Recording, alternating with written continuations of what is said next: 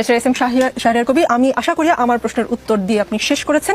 আপনি আমার অনুষ্ঠানে সম্মানিত অতিথি, আপনার প্রতি সম্মান রেখেই বলছি, বিজয়ের মাস চলছে, তো বিজয়ের মাসে যমুনা টেলিভিশনের সেটে দাঁড়িয়ে আপনি বঙ্গবন্ধুকে বিশ্বাসঘাতক বলেছেন। আমি আমার জায়গা থেকে বাংলাদেশের স্বাধীন বাংলাদেশের নাগরিক হিসেবে এর প্রতিবাদ জানিয়ে রাখলাম। আপনাকেও বলে দিই, সেটি বঙ্গবন্ধু না, আপনার কাছে হতে পারে। শুনেন, আপনি উপস্থাপক, আগে আমাকে শেষ করতে দেন। না, আপনি এখানে নিয়ে আসছেন বলে, না এখানে নিয়ে আসছেন বলে, না আপনি শুনেন, আগে কথা শুনেন, ইট ইজ নট ইওর, না ঠিক আছে, এই অনুষ্ঠানে তাহলে আপনি একটা জিনিস শেষ করতে পারবেন না। আপনাকে ফ্লোর দিব, আপনি আবার আমি উত্তর দিব। ঠিক আছে, এই অনুষ্ঠান কিভাবে চলবে সেটা আমি না, এটা বলবেন না, এটা স্বৈরাচারী কায়দা, এটা স্বৈরাচারী। আমরা আমন্ত্রিত অতিথি মানে হচ্ছে ভগবান, ভগবানকে আপনাকে সম্মান করতে হবে। আপনি কথা আগেও বলছেন একদিন, আপনার অনুষ্ঠান বলে কিছু নাই।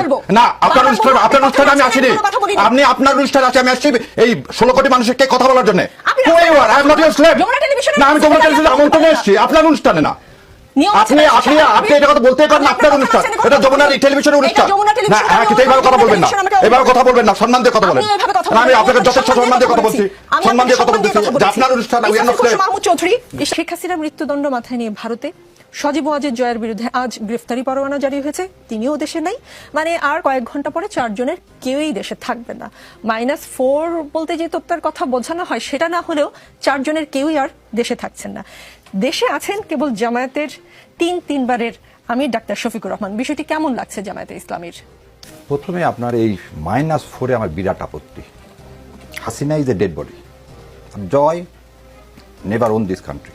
তার মার মতো, তার নানার মতো একটা বিশ্বাসঘাতক। সো বিশ্বাসঘাতককে আপনি 4-এর মধ্যে নিয়ে এসে যদি আলোচনার বিষয়বস্তু করতে চান, সেই বিষয়ে আমি আলোচনা করতে একদম নারাজ। আমি আবারও বলতেছি, Hasina is a dead body.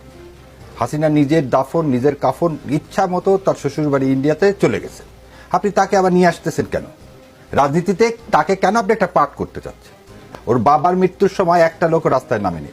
আর জিয়াউর রহমান যখন মারা যায় তখন মানিক মেহবিনীতে লোক জায়গা দেওয়া যায়নি। সো রাজনৈতিক অপমৃত্যুকে আপনি আবার যদি -4 বলে নিয়ে আসার চেষ্টা করেন, আর জয় হচ্ছে একটা লুটেরা সম্পর্কে আপনার বলতে তো আমি আপনাকে নিয়ে খুব গর্ববোধ করি, কারণ আপনি এই দেশের এই আন্দোলনে ওয়ান অফ দ্য, আমি হিরোইন বলবো না, আপনি হচ্ছে সেই যোদ্ধা। আপনি সেই তাকে নিয়ে আসতেছেন কার সাথে?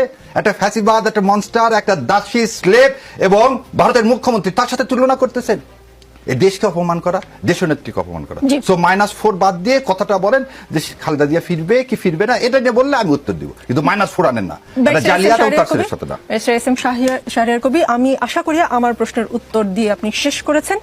আপনি আমার অনুষ্ঠানে সম্মানিত অতিথি, আপনার প্রতি সম্মান রেখেই বলছি, বিজয়ের মাস চলছে, তো বিজয়ের মাসে যমুনা টেলিভিশনের সেটে দাঁড়িয়ে আপনি বঙ্গবন্ধুকে বিশ্বাসঘাতক বলেছেন। আমি আমার জায়গা থেকে বাংলাদেশের স্বাধীন বাংলাদেশের নাগরিক হিসেবে এর প্রতিবাদ জানিয়ে রাখলাম। আপনার